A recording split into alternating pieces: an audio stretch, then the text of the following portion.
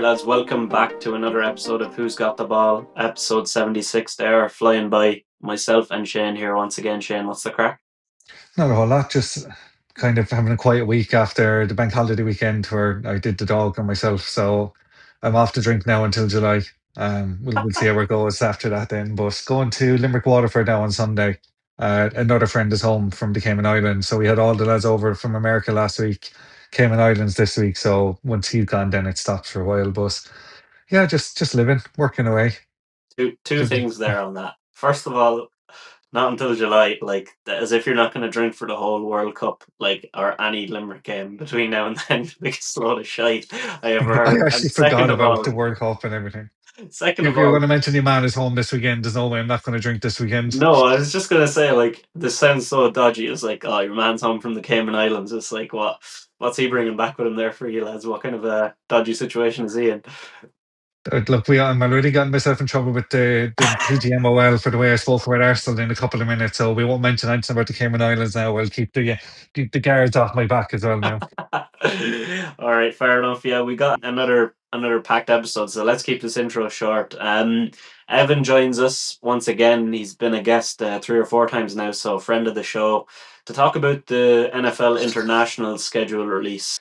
Look, it's always an important time of the year for European and NFL fans outside of America to see what games are coming to countries near them. So we wanted to talk about those and which ones we're looking forward to the most.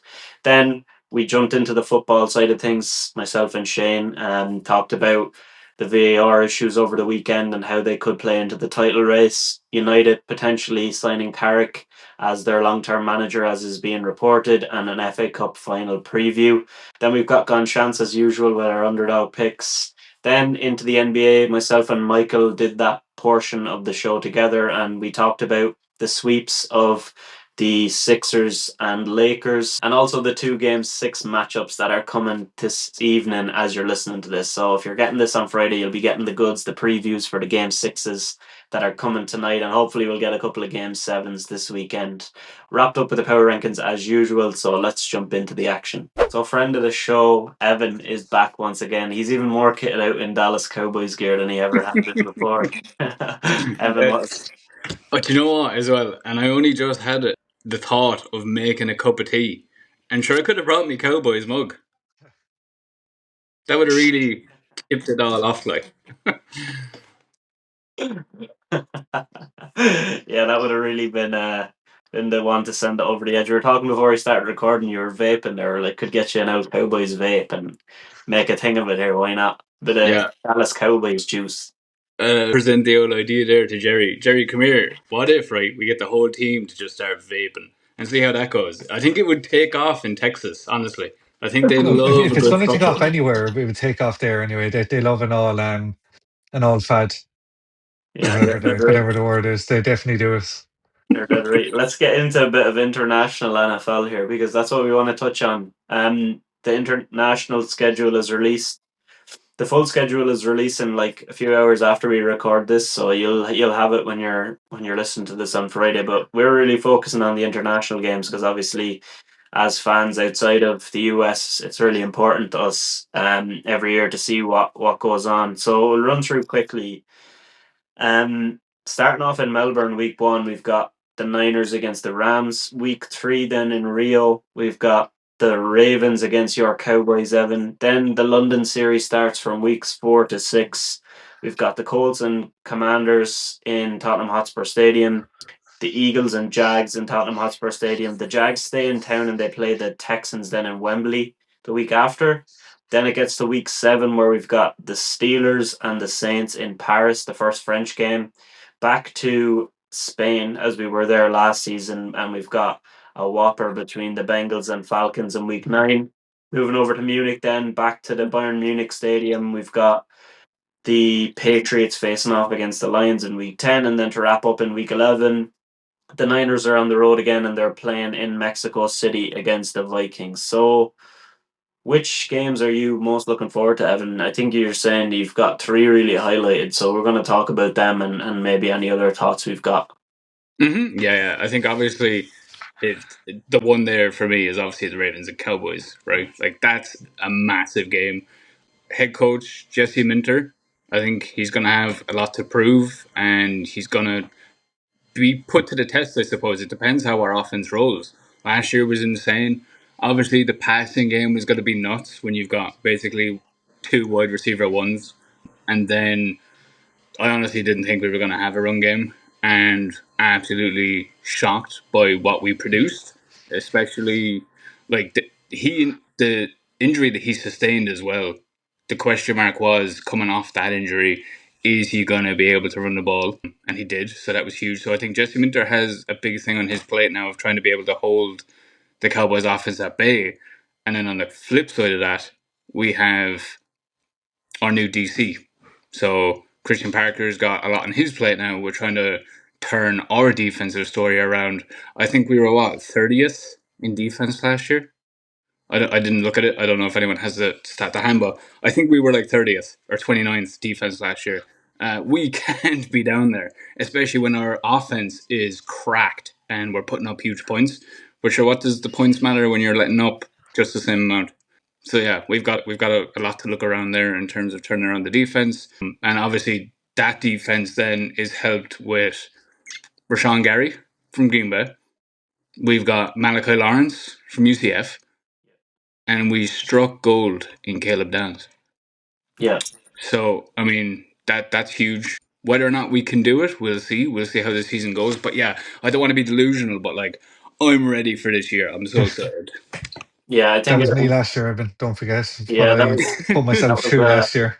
that was quite a spectacle last year. All right, Shane, with the Jets. We obviously have talked a little bit about the Ravens when they got Jesse Minter in, and I think we were both pretty high on them, Shane. I think a big game in Rio where all the eyes are on you. Like, how do you think they're going to fare in week 3, Shane? I think Yeah, that's I going to think be it's a good early test for them, especially to kind of.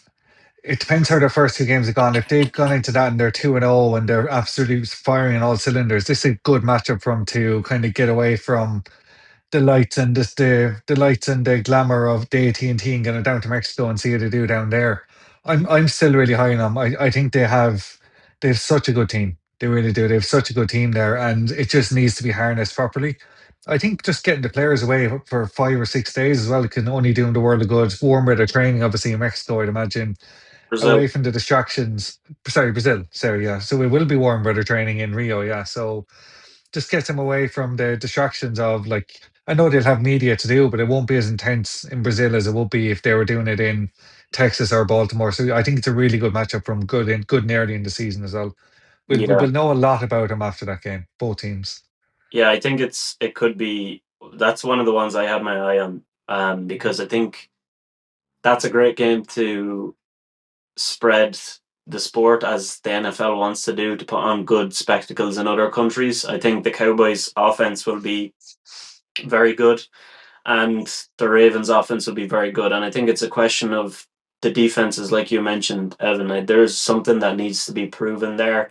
By Parker in Dallas, and obviously Minter wants to put his stamp on the Ravens. So this is a good time where both teams will have a couple of games under their belt. While we have you on the Cowboys side of things, you did mention Downs and Lawrence, and we'd been messaging back and forth, and I did say I thought Lawrence was the sleeper of the draft before it went down. Cowboys picked him up in the first round, so obviously the fact we have to play you twice a year, that is not ideal for the Giants, as well as Caleb Downs going over there. So what was your total thoughts on the Cowboys draft? Do you think it's going to really change the defense around into this new season? I think so. I mean, the funny thing about this too was that I had just gone to Orlando, and I was like, the whole time I was there, I always wanted to get bits and pieces of merch, right? Bits and pieces of college merch, and I was like, do you know what I should do while I'm here? I should kind of just settle on a college soon. This has kind of become the city that we love outside of Ireland, and all that jazz. Like, yeah, I should make the college team that I follow, Orlando based one.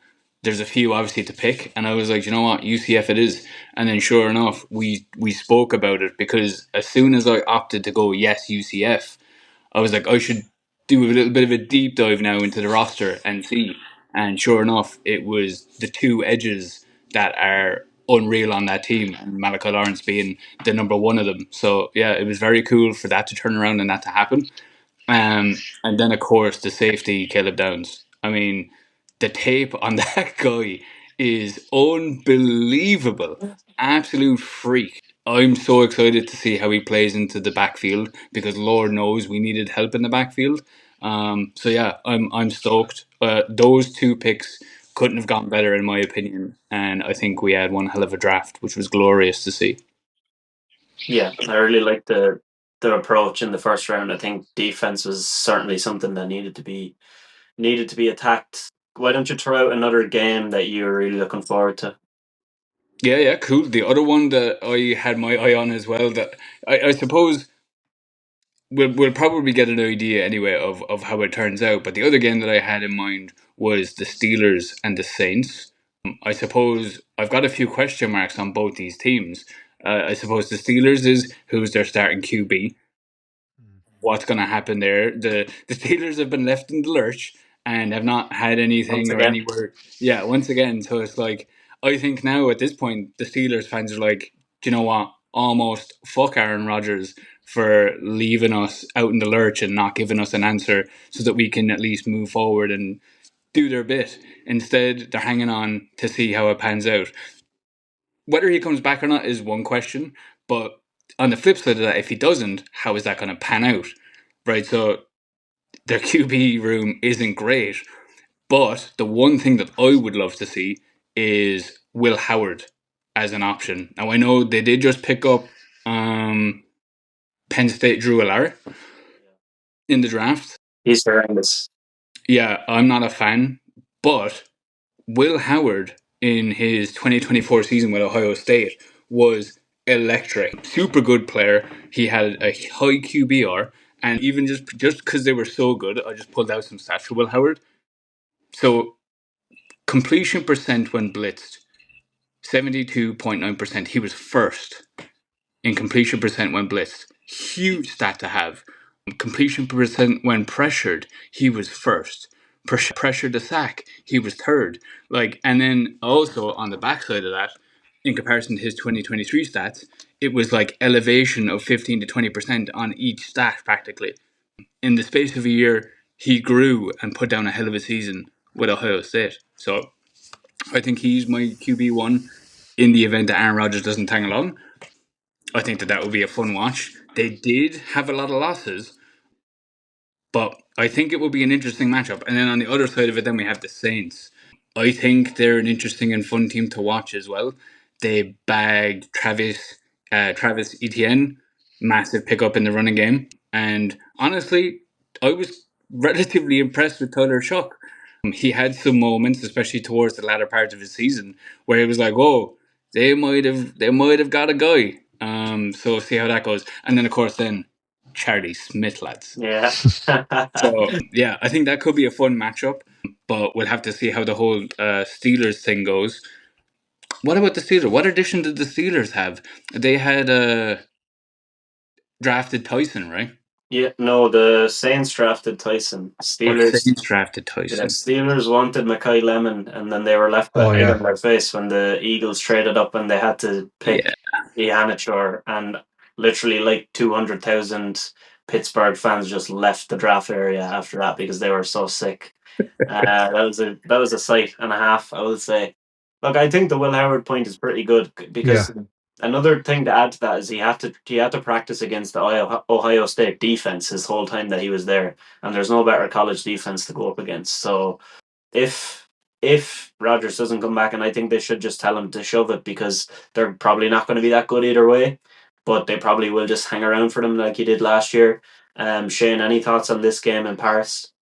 Yeah, so I actually just want to touch on the Will Howard point as well, and I agree with what you said that at this point they should be just telling Aaron Rodgers to go, just go away, because what's the point of waiting around for him to do nothing? It's another year of probably transition, and why would you not transition with a national champion in Will Howard? Just put him in there if you know you're going to win 8 or 9 games.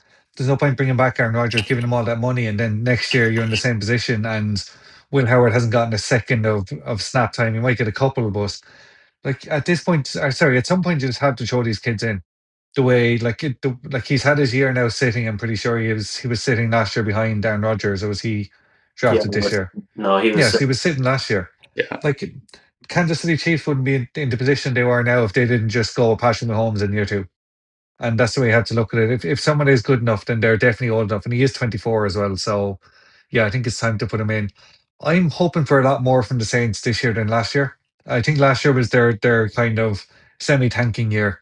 They had a decent draft. I've never claimed to be a draft expert, so I always wait and see what they're like when they actually play in the NFL. But I do like that matchup. The one I'm mad about is game one, or we'll say week one in Melbourne. And it's not even, because obviously it's two really good teams, but it's the fact that it's a 10:35 a.m. kickoff in Australia. I want to see what the atmosphere is going to be like. Is there going to be much of a, like, there'll obviously be a full crowd, but The like how Aussies many are going to people have be gotten on the drinking for a beer, like, fact. and I just think it's going to be, that's going to be some spectacle at the Melbourne Cricket Ground. And obviously, two teams that would be right up there, Super Bowl hopefuls as well going into the season. So it's some first game to have. And I just hope the pitch is in better shape than I'm pretty sure the Rio last year, they pitched it in awful shape No. for that first game of the season. So hopefully it's better in Rio for the Cowboys, and hopefully it's better in the Melbourne Cricket Ground as well. Yeah, I think in Melbourne it's going to be some spectacle. The Aussies will be up at 6 a.m. drinking, like Yeah. getting ready for that one. The same way we'd be.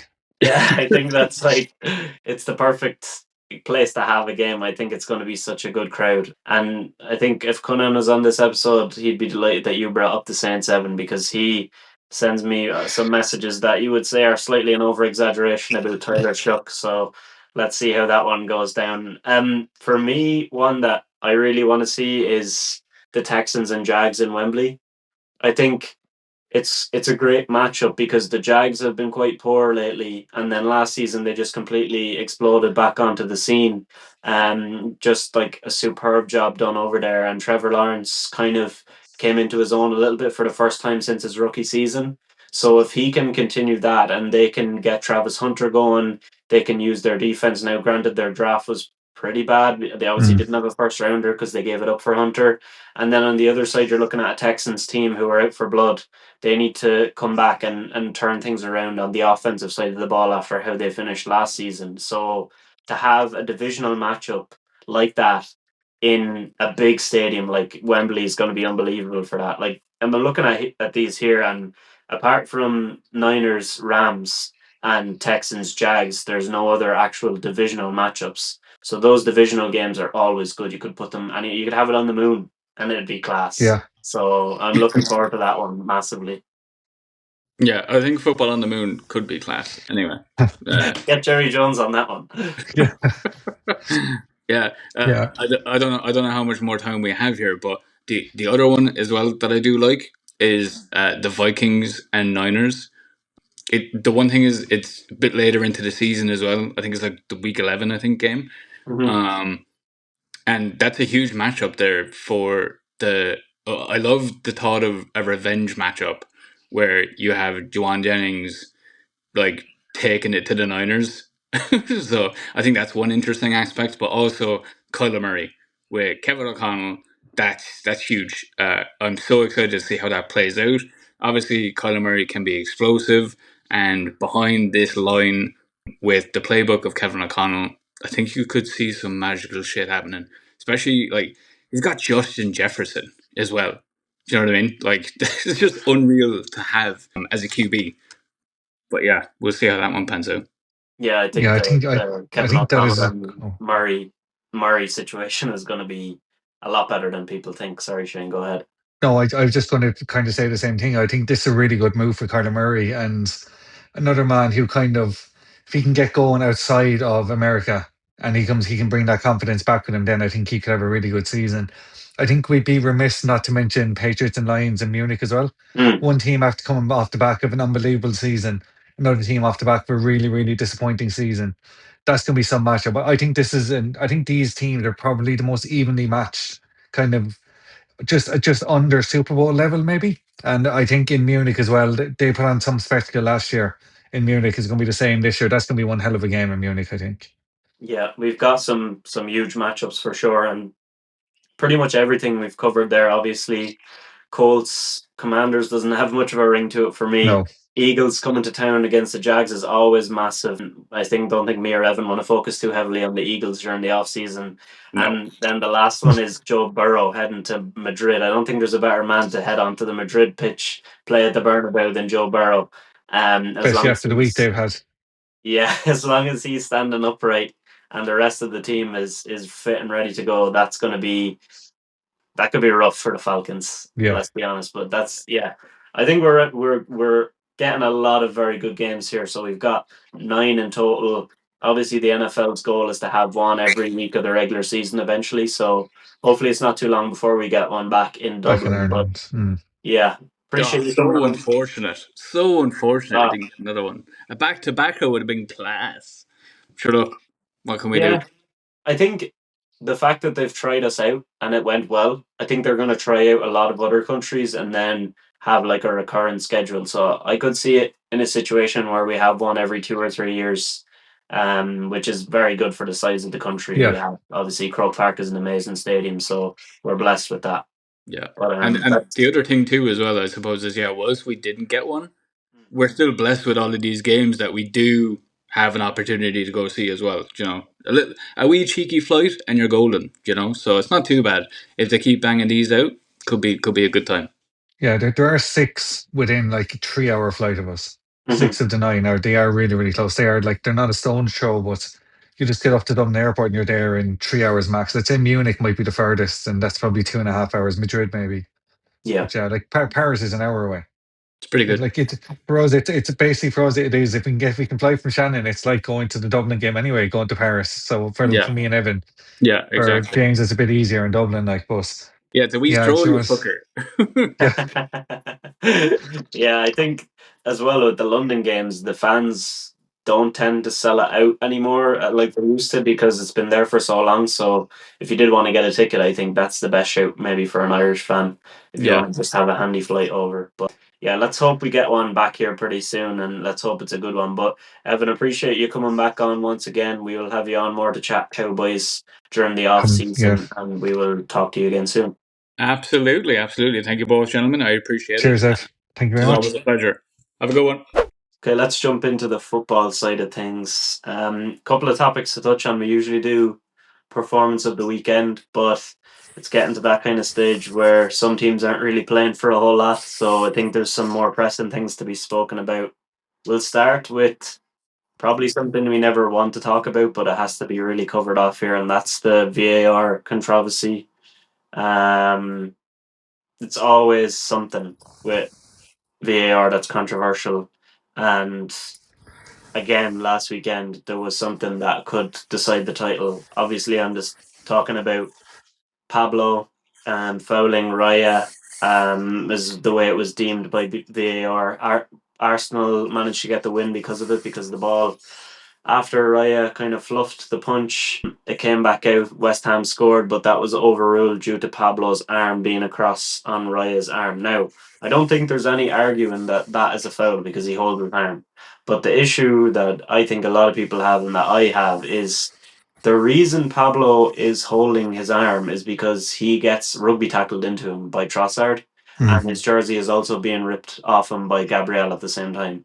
So for the report now of Chris Kavanagh to have said, this is what has been reported, that he said during it that the Declan Rice foul behind was after the hold on the keeper, so that's null, and that the rugby tackle from Trossard, he didn't see anything wrong with it. Yeah, it So wasn't enough, yeah, I'm is what he said. completely confused by this whole situation. I actually think it's kind of disgraceful that they didn't either let the goal stand or give a penalty, because the very first thing that happened wrong there was Pablo literally getting spear tackled around his waist by Trossard and getting his jersey pulled by Gabriel. Yeah, so you were saying we're not doing a performance of the weekend, but I think the performance of the weekend is Howard Webb for going on that mic'd up and showing us this kamikaze. And it wasn't just this one, and that was actually what annoyed me more, was seeing what they said for the Seshko goal and what they said for not giving Everton the penalty against West Ham. Like it was actually they must be embarrassed sending him out there to do these mic'd up shows, because the level of incompetence of some of these is actually it's criminal, and it's getting to a point now. Well, sorry, that's the wrong word to use. Might get sued for that, but it's just really really bad. Like, and I'll come back to the Everton one in a second, but the one on Arsenal. So Kavanagh says he's over at the screen. They're showing him, and they're like, "We want you to look at these fouls here," and he goes, "What are you trying to show me? Give me a clue." is what he says to the VAR. And they're like, the Trossard pull on Pablo. Oh, there's not enough in that for me. What's next? Rice is rugby tackling whoever. He's trying to drag down whoever. Yeah, that comes after the Raya foul. Okay, I'm not giving the goal. Like it doesn't make sense that there's 14 fouls inside the box at that time, and they decide to punish the only one that leads to the goal not being given. And fair enough, it's the same as the Man City Liverpool one where they didn't give the Haaland goal. They went back and sent off Szoboszlai and gave the penalty because there was a foul by Haaland. Sorry, foul by Szoboszlai. Play went on, advantage of played, and then Haaland fouled Szoboszlai. So then it's like, well, that's null and void. So off you go, Szoboszlai, penalty given. This was the same, only worse. Because that Liverpool one was clear as day. It was Szoboszlai was trying to stop him scoring a goal. It was all day. It's a red card.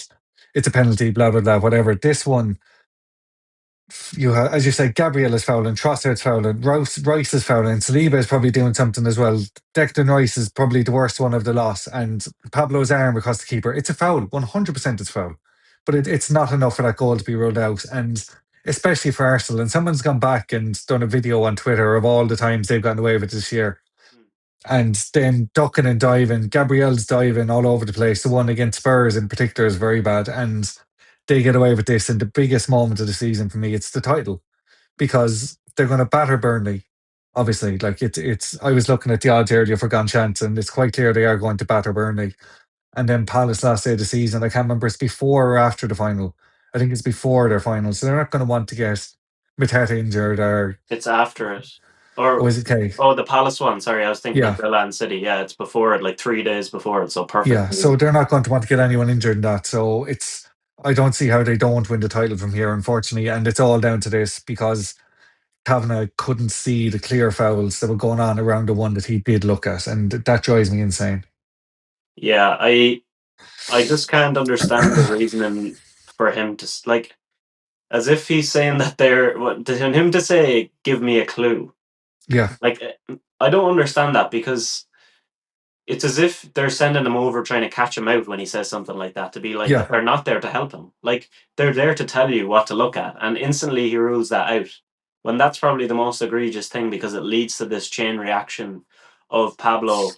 The reason he couldn't get his arm up higher than it was is because his jersey's being pulled by Gabriel underneath. Like, the whole thing is just a farce. I think Arsenal were on the border all season. They were doing things that were quite clever and you could get away with. But I go back to the first game of the season where they beat Man United 1-0, Yeah. and Gabriel grabs Altay Bayindir's arm as he's going up for the ball, stops him punching it. And on commentary, it's all, Neville going like, has to be stronger there, has to be stronger. But then when it's Raya, Neville is like, oh, clear foul, that's definitely a foul there. And everything seems to swing for Arsenal when it's these in-box situations, even though this is identical and nobody rugby tackles Gabriel into the keeper. So, yeah, this has kind of sewn things up for them, it seems. Look, they are going to batter Burnley. Palace will have a weakened team, and there's no guarantees that City will beat Bournemouth anyway to keep this alive. Yeah. But I will say, if it goes to the final day and there's 2 points in it, and both teams are playing at the same time, look, I think anything could happen because Arsenal have so many times bottled things. It could be the ultimate on the final day to throw this away when you do have an opportunity to win it. Nothing is guaranteed in the Premier League, no matter who you're playing against. And look, I don't know. I think it's highly likely that they win it now and that this plays a big part in it, but it's not over yet. Yeah, no, 100%. And like we've seen with Liverpool and City going at it over the years, that year where Villa went 2-0 up at the Etihad, like if that happens Arsenal, I don't see them coming back and turn that around to make it 3-2 to win it, especially if Man City are 2 or 3-0 up and coasting on the last day against Bournemouth. Very unlikely, I know, but they could be. They could just come flying out of the traps, thinking we need to put the pressure on here early, we need an early goal. And if Arsenal go 2-0 down and here City are 2-0 up, they could very easily show it away.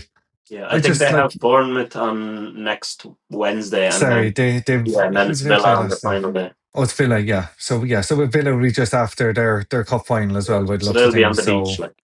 yeah, 100%. But it's just the referees, and we've actually refrained a lot from talking about it all year because when we're texting over and back every single week, there's a new VAR thing. we had the one with the Celtic one last night. Yeah, Like that, I know it's a different league. We're not going to talk about it, but that's another ridiculous. Not ridiculous. I don't know how they've decided to give that.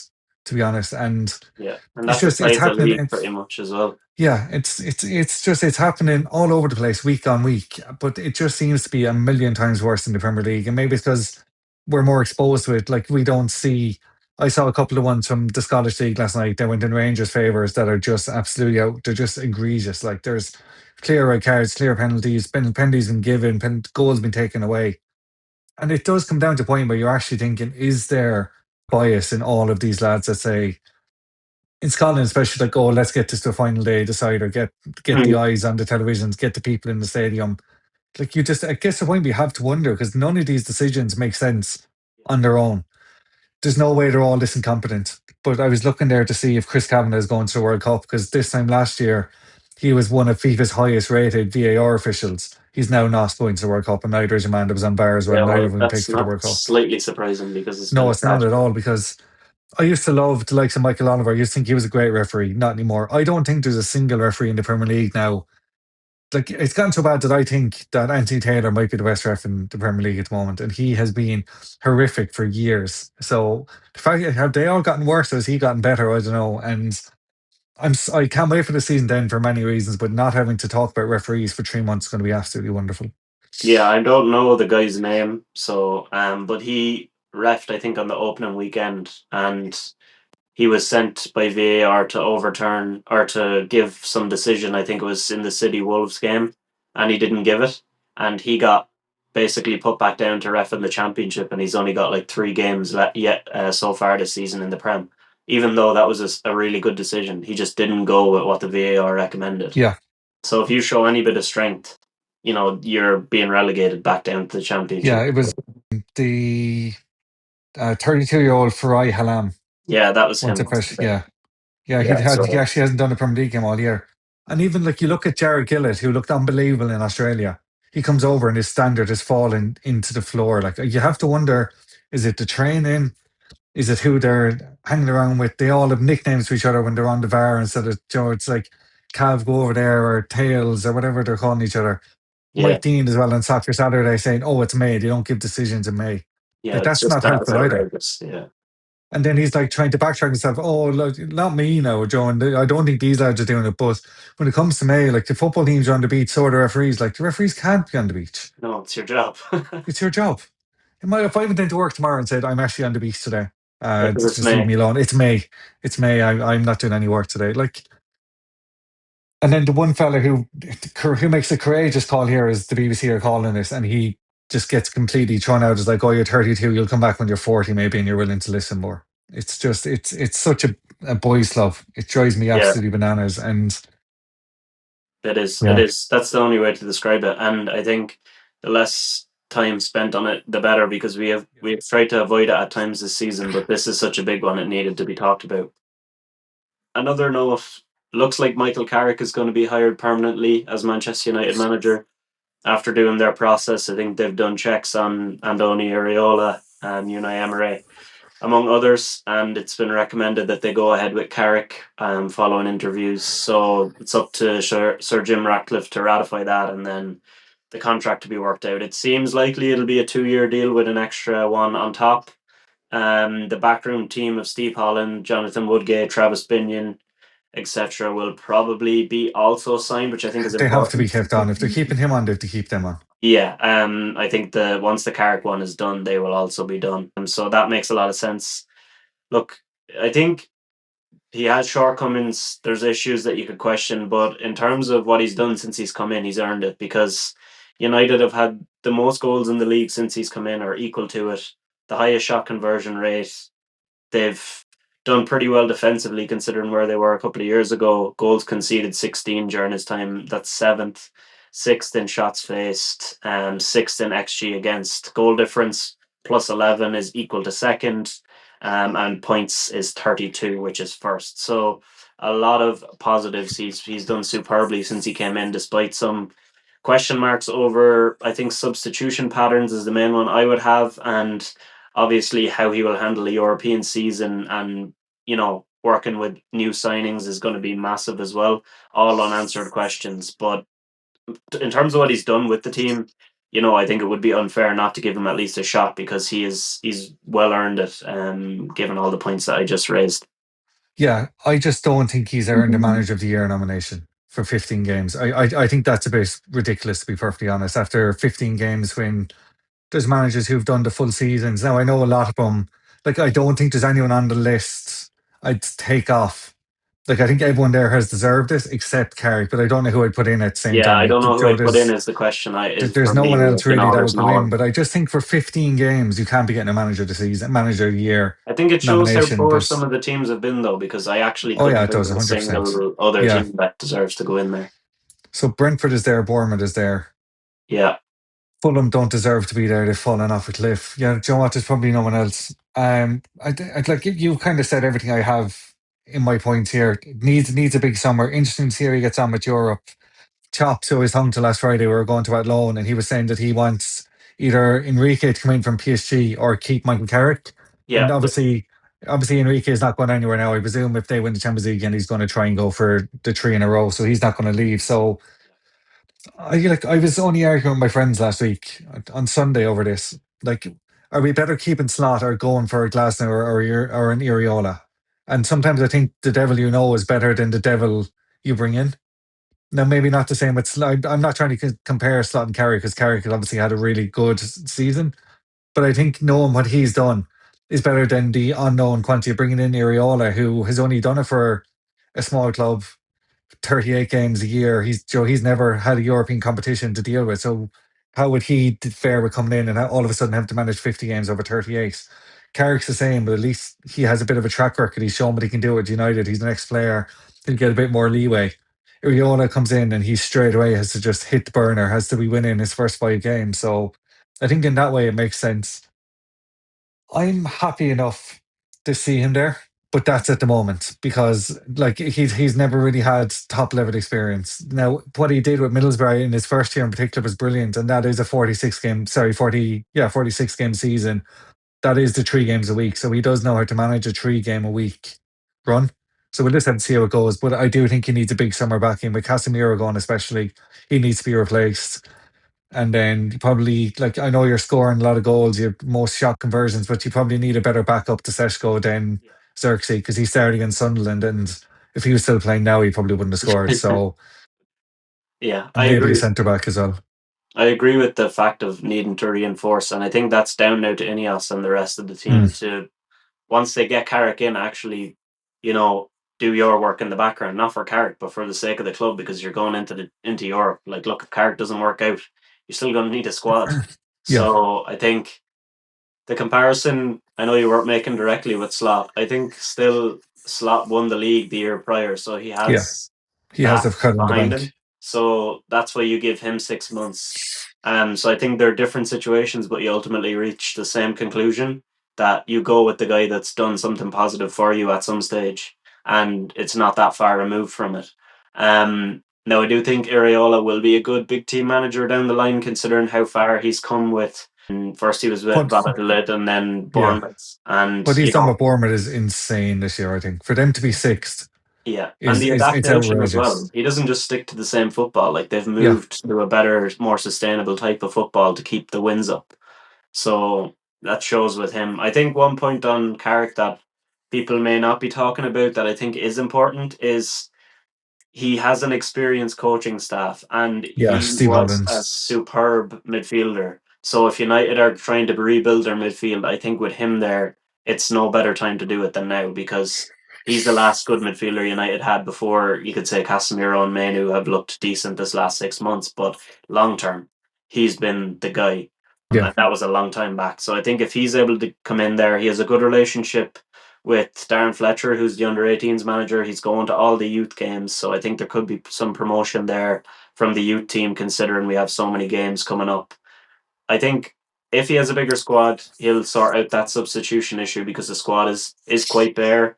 And I agree with the Xerxes point. He needs to go and they need to get a better backup in there. So look, a big summer ahead, but I think he's earned it and let's see because the jury is certainly not out on him right now. But yeah.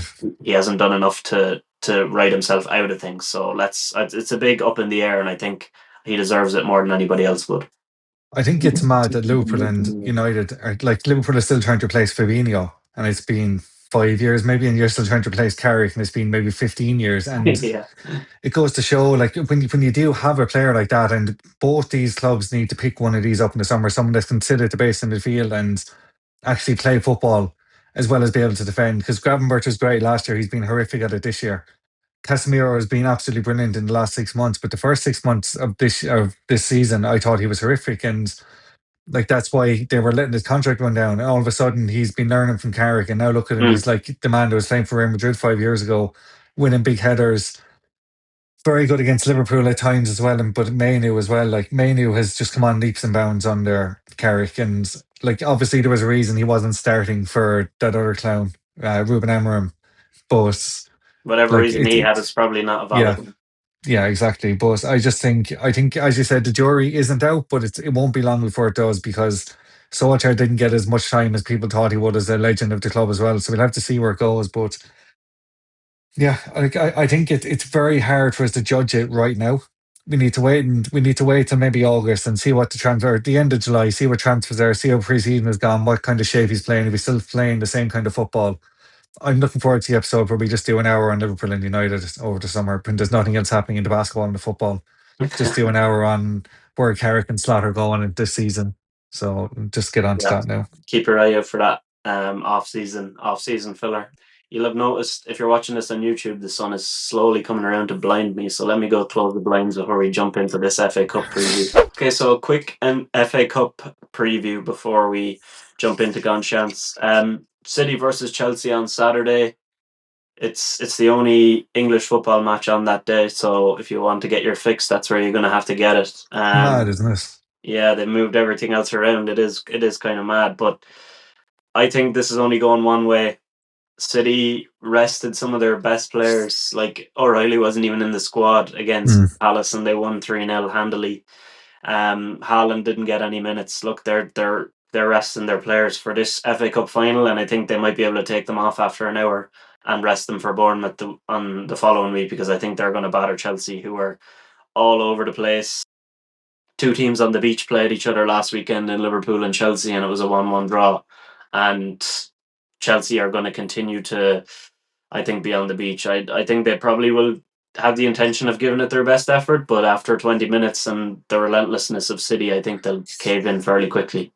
Yeah, I don't see how this goes anything other than one way. Chelsea, as you said, they got the point last week, but Liverpool were horrific in the first half in particular, absolutely dreadful. And Chelsea still didn't look like a fully functioning team against a Liverpool team that was literally not even firing on half a cylinder, let alone all cylinders. So, like, City are so heavy favourites. They're 4-6. Chelsea are 15-4. Like, as you said, they played a second 11 last night and went out and battered Palace. Like, that's the strength and depth they have. There's no way they're not coming out hungry for the possibility of a domestic treble here, and there's no way Chelsea are going to get in their way and stop them. I actually do genuinely think Leeds will put up a better fight tomorrow than Chelsea are going to. Yeah, I think so. I don't know. I think I would have liked to see Leeds in this. I said that before, but look, it went the way of Chelsea, and I think City's firepower is going to be way too much with Semenyo on form after getting his goal. Cherky, as usual, popping up with assist. Haaland is fully rested, as I mentioned. Look, I'm going 3-0 City. There's no beating around the bush with it. I think they're pretty happy with that scoreline recently as well. They seem to be getting quite a lot of 3-0, so I think this is going to be another one and a second trophy for them this season. Yeah, I've gone 3-1, but it's because, as you said, I think a lot of their players will come off after 60 or 70. They might have John Stones will be playing centre back and might just get run past by João Pedro just once. So that's why I think 3-1, but I don't think it's going to be close at all. I really don't. Okay, yeah.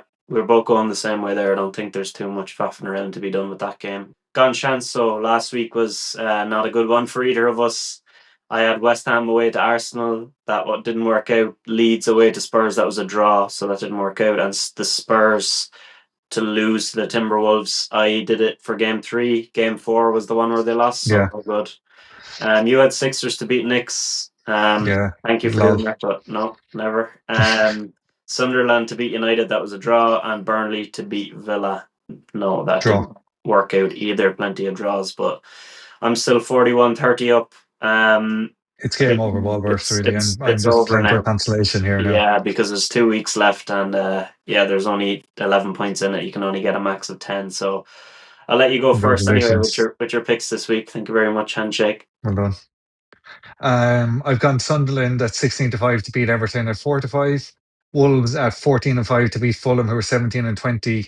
This because I think Fulham are actually more on the beach than Wolves are, because of what Edwards said in his press conference last week. That will still be ringing in their ears, that he's like, it's embarrassing. A lot of these players need to go. So a lot of these players are playing to stay at a club that's going to come straight back up because they're not getting Premier League moves. And I've gone with the Timberwolves at 31-20 to beat the Spurs, who are 1-2. No reason. I actually do think this is going to a game seven. And after Michael said it was going to be 4-0, I'd be really happy if it went to a game seven.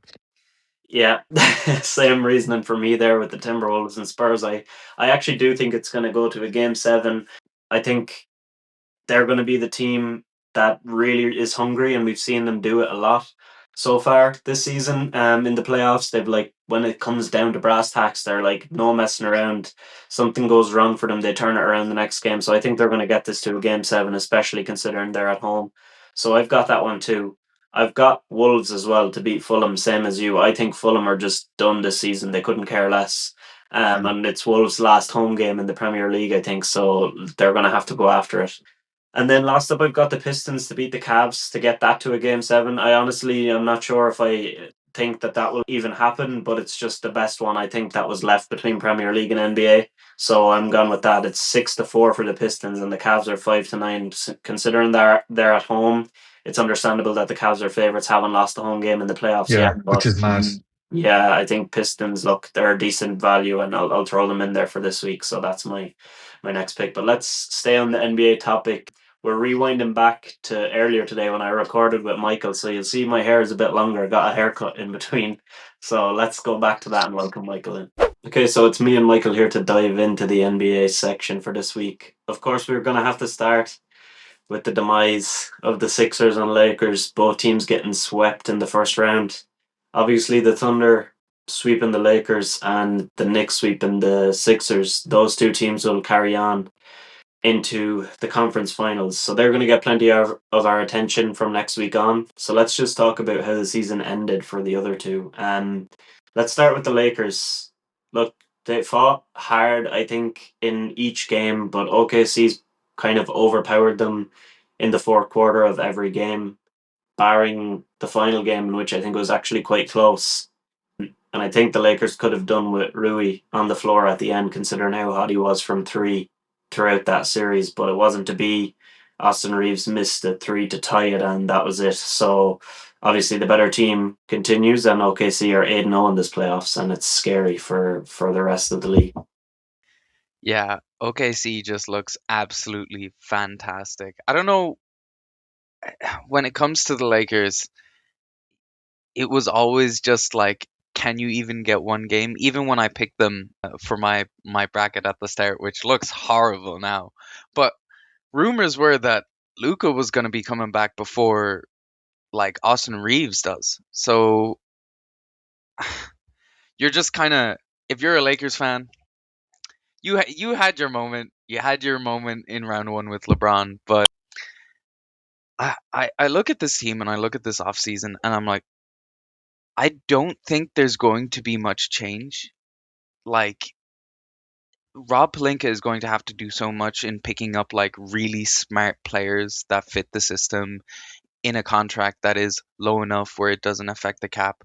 But I also I don't I'm not sure there's not a team out there that doesn't just throw AR the max, and that'll be really tough to match. And if you have no AR and you've pissed off LeBron enough that he wants to, rumors have it, signed for a vet minimum around the league to who's ever the best, like, it might be really rough for the Lakers after this offseason. But we'll see what they do. We'll see what kind of moves Mr. Palinka can get up to. But they're going to have to do something. Yeah, I think it's a massive off season for them. A lot of teams, when they flame out of the playoffs, it becomes a big off season. But when you've got superstar talent like LeBron and Luca, it's even more important. I think a lot of the reports now are that Luka has given the ultimatum, kind of, if you will, that Reeves has to stay. But obviously, like you said, it depends how much money he wants and what other way they're willing to go about this roster. But if Reeves and LeBron leave and things don't go well next season for Luka, he could start kicking up a stink. So they'd want to play this very smart. But then it's a question of, if you do pay Reeves, what else can you do to maximize this roster? Because the free agency class is not exactly amazing. And they did say to Luka, allegedly, according to reporting, that they're going to build a team similarly to the way the Mavs were set up when they made that finals run. So I don't see how you do that without trading away a lot. And do they have enough to trade away something to give them back enough to challenge with him and to make him happy? This whole thing just revolves around Luka and his happiness and the way the team plays based around him. It's also really telling saying that they're going to try and recreate that same Mavs team, because LeBron does not fit that. I mean, AR fits in that upcoming Brunson role, and you hope he takes that to new heights than what it was in that finals run. But LeBron doesn't fit. And like all the reports and everything about the Lakers is that I don't think they really care if LeBron comes back or not, which is crazy to say after the run he just went on. I feel like he really proved everybody in that building wrong, but I'm not sure keeping Luka happy and also doing what's best for the team and keeping LeBron happy are separate bubbles that they have to act like that. But we'll leave the offseason talk for now. The OKC Thunder look crazy. AJ Mitchell is balling. Chet has risen to the occasion. I mean, it's really tough to see if the Spurs or the Wolves can get there. I think the Spurs have the best chance if they get there, but I've already been proven wrong. There's a game 6 now. If Wemby doesn't throw that elbow, I could have been here chanting about how right I was, but I'm just praying it doesn't go to a game 7, because that's the one thing I said was not going to happen, and it can't happen, okay? I have to get this right. Yeah, I think it could be what everyone wants to see. If it's Spurs OKC, that's what everyone's been waiting for this whole regular season, to make all those like hard to watch games worth it when you get to this kind of talent in the playoffs. So I think that's what everybody wants, that OKC and Spurs matchup. But you're right about OKC, and every single player on that roster is just stepping up. Like, the less said about Jared McCain, the better, but he's stepping up. Every single person is stepping up on that team. And I think, to touch on the LeBron thing one more time, I just think that you're right. They can't please both LeBron and Luka and build the team they want. So it makes sense to me that LeBron would be the one to be let go at this point. I know how amazing he's been, but he is so old now. He probably has one season left, and you probably just want to cut ties so you don't have to make this season like a retirement run for LeBron, like a legacy tour, because you want to focus on moving forward with Luka. So I think that's probably important, and maybe he can go somewhere else that can do that better for him, like the Warriors or somewhere like that. So I'm not sure what way it goes, but I do agree with that point. I think the McCain thing segues us into the Sixers perfectly, because that was surely the final nail in Daryl Morey's coffin. The Sixers get swept 4-0 by the Knicks. Apart from game 2, nothing was close. Embiid was a non-entity defensively. He just was getting run over by the Knicks in the way that the Celtics should have done to him. But now Daryl Morey is fired, and yeah, the final thing he does as GM is trade Jared McCain away. Apparently selling high on him, but he's splashing threes for the OKC like there's no tomorrow, and he could be a champion within months of leaving the Sixers. So that tells you everything you need to know. But Bob Myers leading the search for the new Sixers GM. Where do they go from here? One thing I want to say as well, everybody, like, there was so many Sixers fans as well who were saying, "Oh, are we really gonna miss a guy who can't defend in the playoffs? What? He's the best 3-point shooter on the team." I was saying it at the time. was like, just because he like tore his knee and then tore his thumb a week before the start of the season, he had a rough start, and Nick Nurse pulls him for every mistake he makes.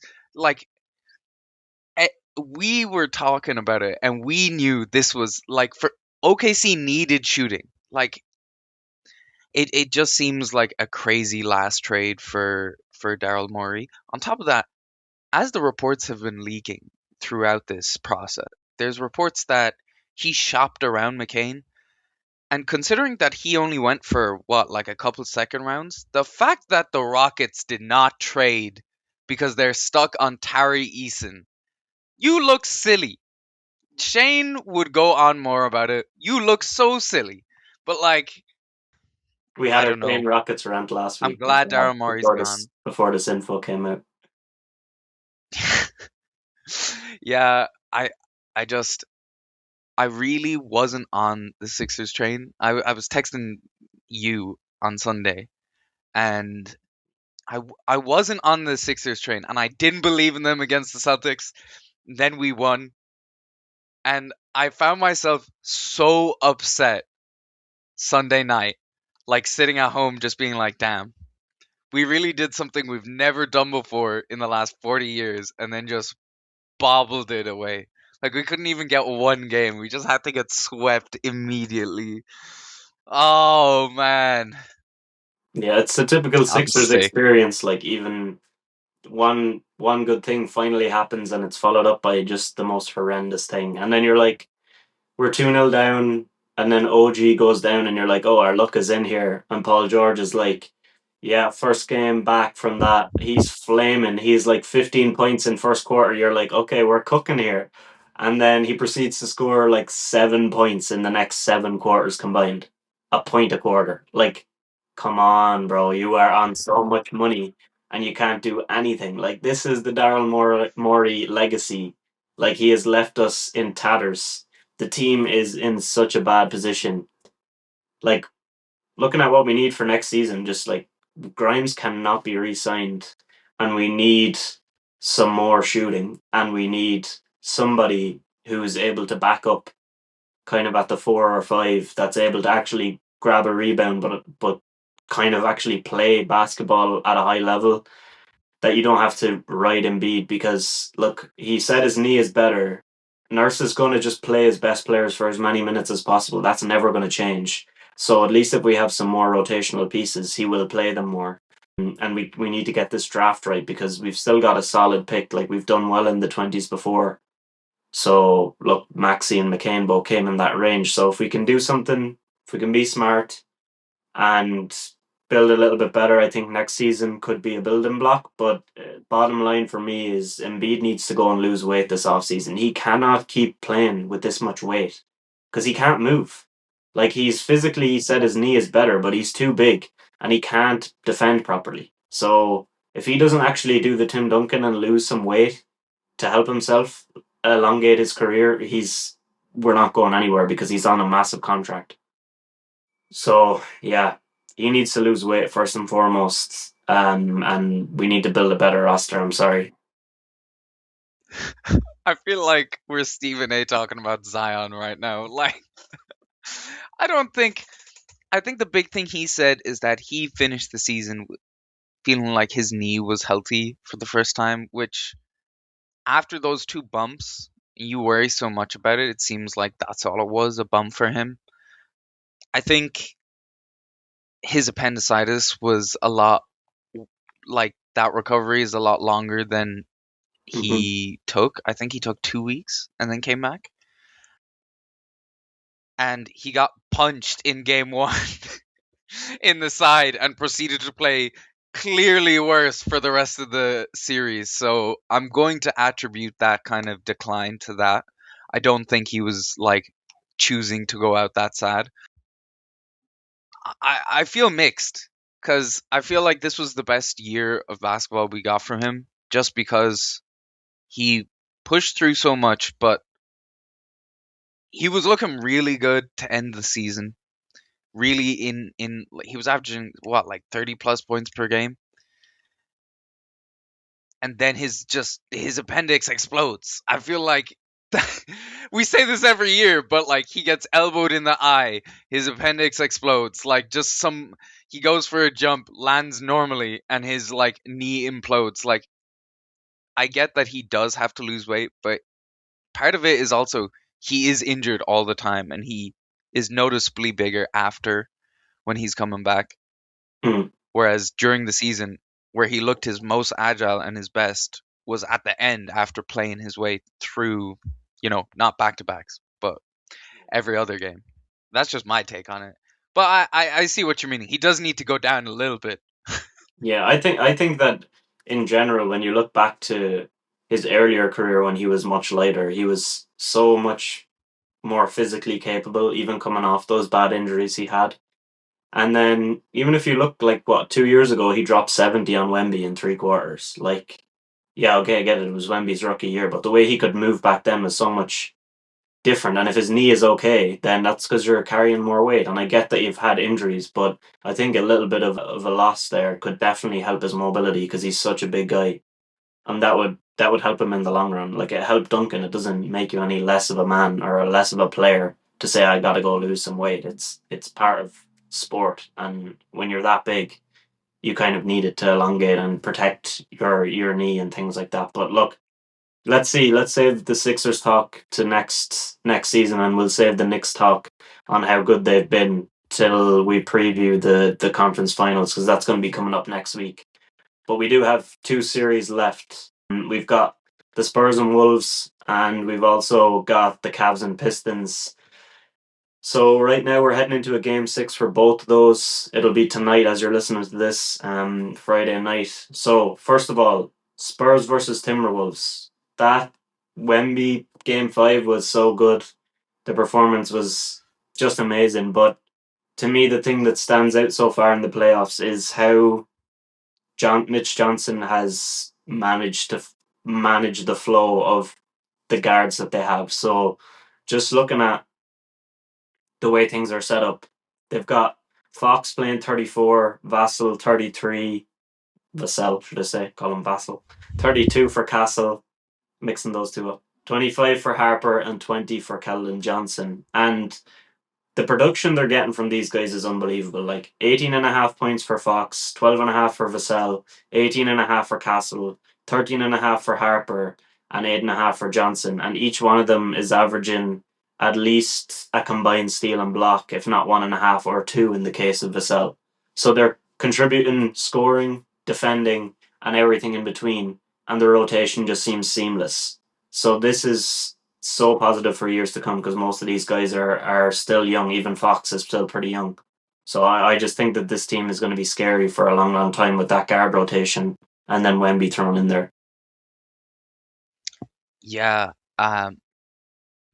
this Spurs team, they look, as much as OKC looks like a machine when it comes to defensive wings, it feels like the Spurs is a machine, but in terms of it feels creativity. It feels like every player brings a different wrinkle into the game, whether it's offensively or defensively.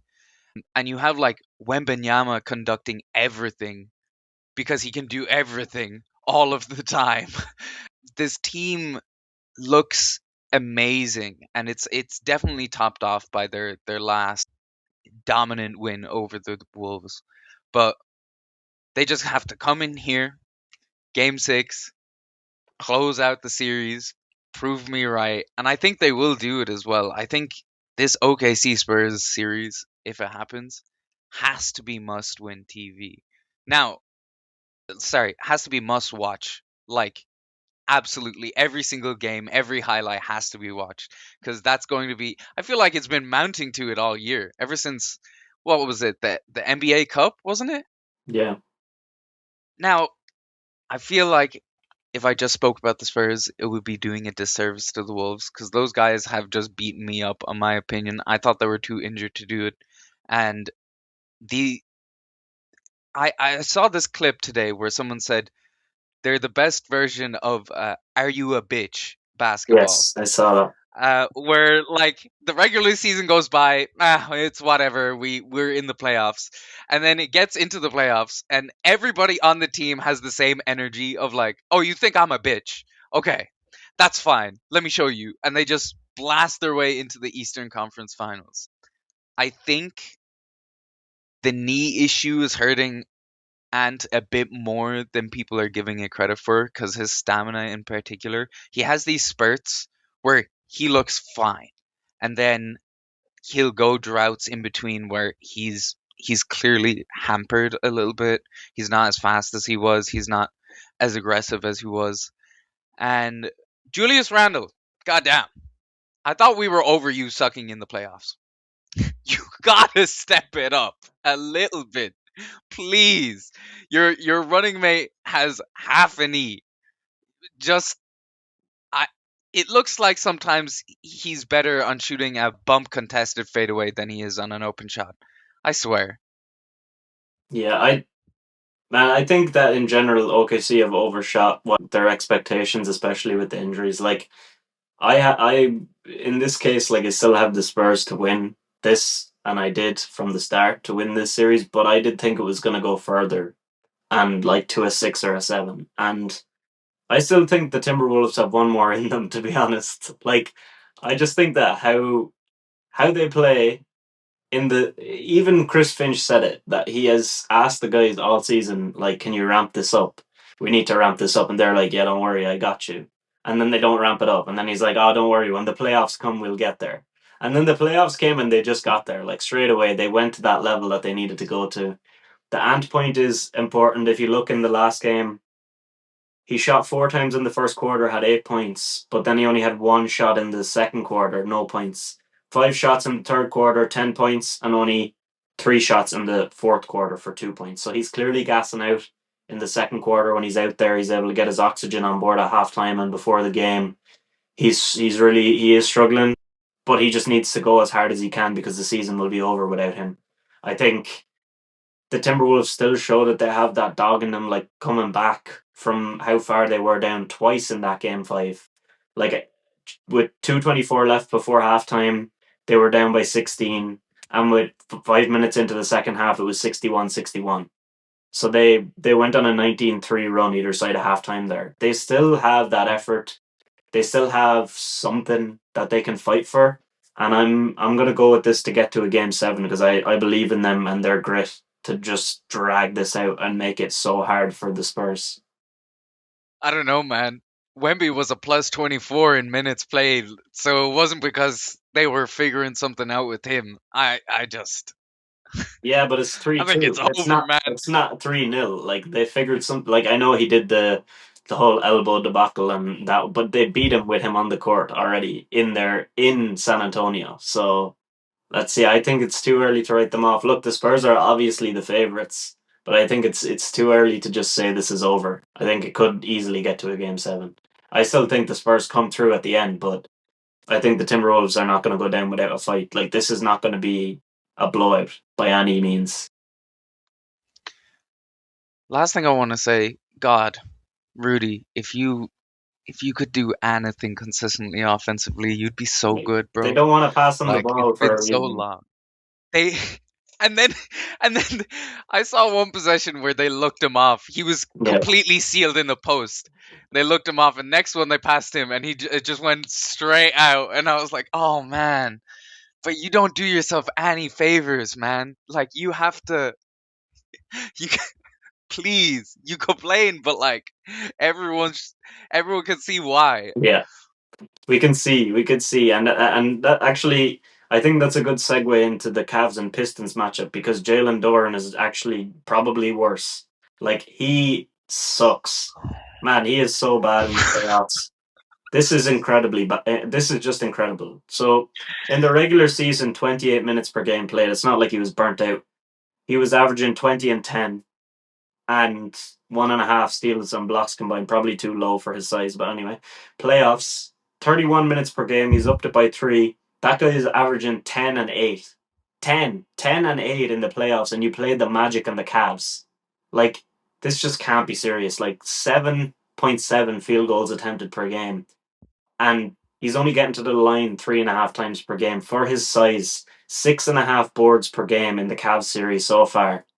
It's just embarrassing. Like, as Charles Barkley, I think, put it on Inside the NBA, he was like, "There's no world in which he could be getting just 2 boards in a game." He's like, "That's two more than a dead man." And you're like, when you put it like that, that's just like how. Like, I think I could go out there and just have no idea, and two rebounds will bounce to me at some stage if I get 31 minutes out there. Like, it's just inexcusable how bad he's been, and everything has been on Cade Cunningham, and that's why it's 3-2 to the Cavs heading back to Cleveland for Game 6. Yeah, the Duran thing, like we've been joking about it in our group chat throughout the playoffs. At the end of the first round, I said, Jalen Duran with a season high in the playoffs, 15. Whoa! Like he's just been in what world? Like I really thought he was going to step it up in round 2. In my heart, I really believed like, okay, bad matchup with the Magic. There's super big defensive team. You know, I can see why he would struggle. No, it's just it can't be everybody. You were averaging 20 plus. You were gonna get a max. Yeah, he's not If you getting that guys now. didn't make the playoffs, you'd actually be in a better financial position, and that's insane. Like, and we saw it last night as well. Everybody was there was this kind of movement online where everyone was saying, "Oh, the Pistons, they figured it out. Duncan Robinson, playoff riser." Okay, I actually do believe in him. But they were saying Dennis Jenkins and Tobias Harris is here, the veteran. He's scoring 20 plus. Oh my god, blah blah blah. No. Anybody who had him on the Sixers, any Sixers fan knows it's a bluff. This is the real Tobias Harris shooting what 35% last night. When you need him the most, he is not there. He cannot be depended on. That 20 points per game from Duran has to be there because the Cavs looks like they could just win the next game. They've just won 3 in a row, which is crazy momentum for them. Harden is looking like a fantastic playoff player against you. So he might actually be handing the torch over to Jalen Duran. But I also still don't believe in Harden. I think like even if he plays well next game and they make it into the Eastern Conference Finals, his time will come. Like Dame time, it will arrive. Game 6 when you need it the most, that man will go 2 for 12 with 8 turnovers. Even last night, he had a great game. 6 turnovers though. So on a game that he's not shooting that well, you're going to be screaming about that. So time will tell. But Yeah. I mean, the real question is if Donovan. Yeah, go on. No, go with the question because I think it's going to lead into my point. I was going to say the real question is if Donovan Mitchell can keep up his good playoff performances more than his bad playoff performances. That's exactly it. That's exactly what I was going to say, that he bailed them out late last night because otherwise people, yeah, it's a good Harden game, but people will look to the bad points of that game, like his ridiculous foul on Jenkins when it was a 2-on-1 to the rim and he just didn't need to do that. And then he asked them to review. Like, no, just stop. Why are you asking anyone to review that? We know you slapped his arm. And then, like, silly things like when you look at Mobley and he's got, like, a double on him and you just, like, softly lob it into him and they just steal it and go for a fast break. Like, those are the things that were going to be highlighted if Donovan Mitchell didn't pull it out of the fire late last night. So it's not like he did have a game without fault. It's just it was one of his better games. And like you said, when it's on the line, when it's going to be a game 7, when it's going to be the conference finals, that's when you're going to get him going 1 for 9 from 3 and 12 turnovers. And it's going to be like, yep, there it was the whole time. And you're not going to get the defensive effort ever. And I think they probably get through this. I have them winning game 6. I think they're unbeaten at home so far. So I think they're going to continue to win at home. They look great there. And like you said, they have the momentum. They had the momentum coming off the end of game 4. It was 103-94 with, I think, 3 minutes left at the end of quarter 4 of the last game. And they go on a 9-0 run to come back and tie the game. And they just drive that into overtime with Mitchell scoring 7 in overtime. And Cade can only do so much. Like, with Duncan Robinson out last night and with Doran doing nothing, you're looking at Cade putting up 27 shots, 10 threes, and then your next two are Tobias Harris with 19 shots and Dennis Jenkins with 17 shots. Like, that's not a good. It's just not good enough. Those players are like, no discredit to them. Well, discredit to Tobias Harris for what he did to the Sixers, but no discredit to Jenkins. It shouldn't be that big of a load on him because Doran is just sitting this one out, and Asar Thompson has no offense. It's just, yeah, they don't have enough there, and they're relying on Cade too much. So I'm going with the Cavs to win this one and close it out at home. What are you going with? No, definitely. Oh, I don't know. Oh, I was gonna say definitely the Cavs, but like even as I say that, what would be better? No, I actually don't think they make it. I think it's the Cavs. You're right. You're right. You're right. You're right. Okay, let's see. You can just can't after losing 3 in a row. So much pressure. Who's gonna step up? Duran? It'd be crazy if he scored 20 plus in this game. What And a they way lost. to bring the momentum back. Oh, I'm back. 25. Here you go. If he drops 25 and 15 and they lose, that'll just be like he secured himself the money again. He'll be like, look, it wasn't my fault. But Just the best clip from the game is like Cade fakes a three and he like tosses it inside to Doran, and Doran is like starting to look towards the rim, and it hasn't even passed his head yet. And he could be like, "Oh, I was waiting to see if I needed to rebound." Well, are you watching the game or are you playing the game? Because look at the basketball until it's passed, and then you can turn around. Like, this guy is like looking at the rim, and the ball just bounces off his hands, and then he's just like to Cade, "Oh, like I was looking here." Like, I'm sure Cade is just sick to death of the way that he's been playing in this playoffs. It's just, yeah, it's bad, and I can't see him dropping anything special in this last game. I think that, yeah, Cavs are going to close it out, but we're both on the same page for that. Let's see how it goes. Let's see if the Wolves can drag it to game 7. It would be great to have at least one game 7 in this round because we had a couple in the last round, and then we'll gear up for the conference finals next week with Michael back here once again. So let's look forward to that. All right, as Michael heads away, back to myself and Shane to wrap things up here. We're going to give you the power rankings, the second last one of the season. Last week I had Thunder, Arsenal, United, Knicks, Bournemouth, and Pistons. So Thunder and Arsenal stay 1 and 2. Arsenal's still obviously top of the league, and it's theirs to lose, and they're in the Champions League final. So they're where they are. The Thunder have won 8 in a row, so they're in the playoffs. 8-0, it's crazy. They're 1. So Knicks moved then up into third. They were in fourth. They swept the Sixers. They look unbelievable, best team in the East. So they're in third. Bournemouth move up to fourth for me from fifth. Still haven't lost since January the 3rd in the Premier League. They're up to fifth still, and they're knocking on that door to Sixth. move. Sixth, is it? Villa 5th. Oh, sorry. Yeah, you're right. I was thinking about the last Champions League space. Yeah. So, they're knocking on that last Champions League space from sixth into fifth. And then we've got San Antonio Spurs back in at fifth. They look quite powerful amongst the rest of the NBA teams, so I think they are deserving of that last NBA spot. And then Man United bring up the rear. They're still in there.